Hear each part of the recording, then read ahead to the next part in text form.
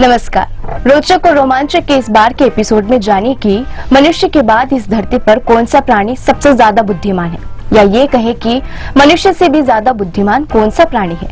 आपके दिमाग में भी कुछ एक प्राणियों के नाम होंगे, लेकिन अब जब हम आपको बताएंगे तो आपका भी दिमाग चकरा जाएगा और आप सोचेंगे कि क्या ऐसे प्राणी भी बुद्धिमान हो सकते हैं।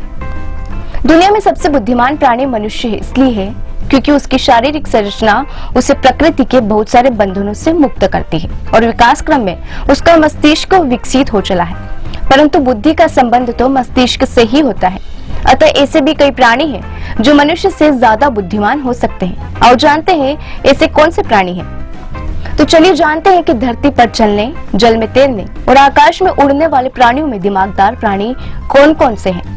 लेकिन आगे बढ़ने से पहले यदि आपने हमारे चैनल को अब तक सब्सक्राइब नहीं किया है तो जल्दी से कर लें और बेल आइकन के बटन को दबाना ना भूलें ताकि इसी तरह की जानकारी की नोटिफिकेशन आपको मिल सके। तो चलिए शुरू करते हैं अद्भुत जानकारी का वीडियो। दुनिया में ऐसा कौन सा प्राणी है जो मनुष्य से भी कहीं ज्यादा बुद्धिमान है? इसे जानने से पहले जान लेते हैं कि इस धरती पर और कौन कौन से प्राणी सबसे ज्यादा बुद्धिमान हैं। आकाश में उड़ने वाले कई पक्षी आपने देखे होंगे।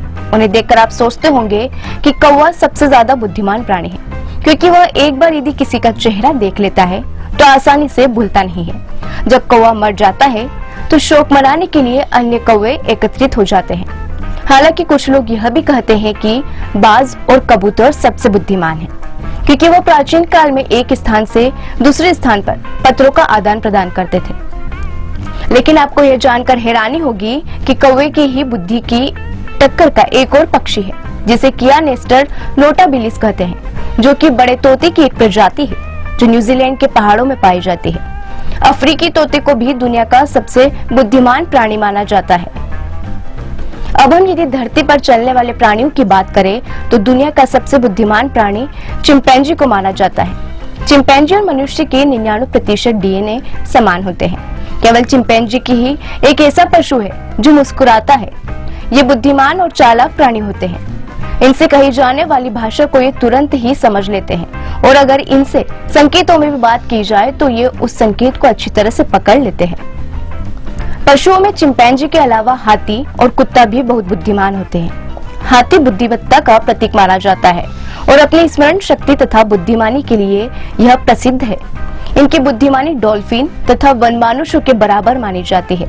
इसके अलावा यदि कुत्ते को ट्रेनिंग दी जाए तो यह बुद्धिमत्ता में नंबर 1 बन सकता है। इसमें सूंघने और समझने की क्षमता गजब की होती है। यह मनुष्य का सबसे अच्छा दोस्त होता है। चिंपैंजी, हाथी और कुत्ते के बाद धरती पर चलने वाले प्राणियों में आपको यह जानकर आश्चर्य होगा कि चींटी को सबसे बुद्धिमान माना जाता है। चींटी का दिमाग सबसे छोटा होता है लेकिन बुद्धिमत्ता सबसे बड़ी।